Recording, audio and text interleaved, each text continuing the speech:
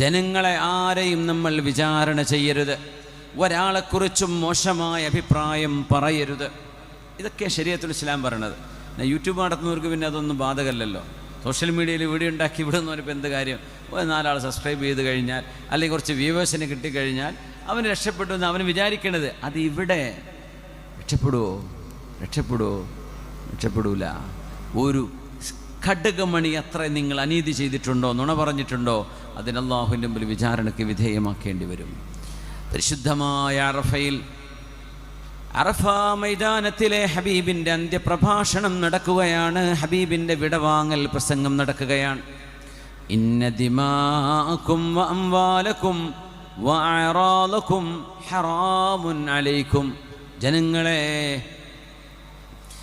1,23,000 സ്വഹാബികൾ എന്നവിടെ ഉണ്ടെന്നാണ്, അല്ല 24,000, രണ്ട് അഭിപ്രായങ്ങളാണ്.